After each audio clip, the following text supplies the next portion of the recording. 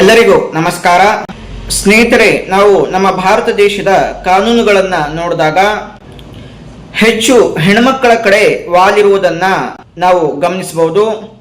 ಆಸ್ತಿಯಲ್ಲಿ ಹೆಣ್ಮಕ್ಕಳಿಗೆ ಪಾಲು ಮತ್ತು ಮದುವೆಗೆ ಸಂಬಂಧಪಟ್ಟಂತಹ ಕೇಸಸ್ಗಳಲ್ಲಿ ಹೆಣ್ಣು ಮಕ್ಕಳಿಗೆ ಗಂಡನ ಕಡೆಯಿಂದ ಮೇಂಟೆನೆನ್ಸ್ ಆಗಿರ್ಬೋದು, ಪರ್ಮನೆಂಟ್ ಅಲಿಮನಿ ಆಗಿರ್ಬೋದು ಮತ್ತು ಆಸ್ತಿಯಲ್ಲಿ ಪಾಲು ಕೊಡೋದಾಗಿರ್ಬೋದು, ಹಾಗೂ ಹಳೆಯ IPC ಮತ್ತು ಈಗಿನ BNS ಗಳಲ್ಲಿ ಸಪರೇಟ್ ಆಗಿ ಹೆಣ್ಣು ಮಕ್ಕಳ ವಿರುದ್ಧ ನಡೆಯುವಂತಹ ಅಫೆನ್ಸಸ್ ಗಳ ಒಂದು ಲಿಸ್ಟ್ ಮಾಡಿರೋದಾಗಿರ್ಬೋದು. ಇವೆಲ್ಲವನ್ನ ನೋಡ್ತಾ ಇದ್ರೆ ನಮ್ಮ ದೇಶದ ಕಾನೂನು ಹೆಣ್ಣು ಮಕ್ಕಳಿಗೆ ಹೆಚ್ಚು ಫೇವರ್ ಆಗಿದೆ ಅಂತ ಅನ್ಸ್ಬೋದು.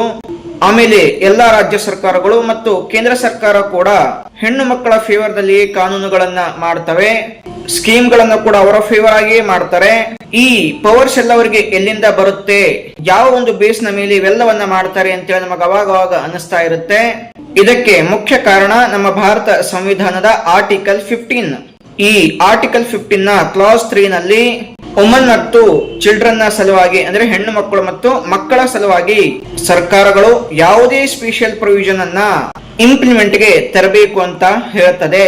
ಈ ಒಂದು ಆರ್ಟಿಕಲ್ ನ ಆಧಾರದ ಮೇಲೆ ಹೆಣ್ಣು ಮಕ್ಕಳಿಗೆ ಮತ್ತು ಮಕ್ಕಳಿಗೆ ಸ್ಪೆಷಲ್ ಪ್ರೊವಿಷನ್ಸ್ ಗಳನ್ನ ಮಾಡಲಾಗುತ್ತೆ. ಅದಕ್ಕಾಗಿ ವುಮೆನ್ ಮತ್ತು ಚೈಲ್ಡ್ ಡಿಪಾರ್ಟ್ಮೆಂಟ್ ಕೂಡ ಇದೆ, ಅದಕ್ಕಾಗಿ ಮಿನಿಸ್ಟ್ರಿ ಕೂಡ ಇದೆ.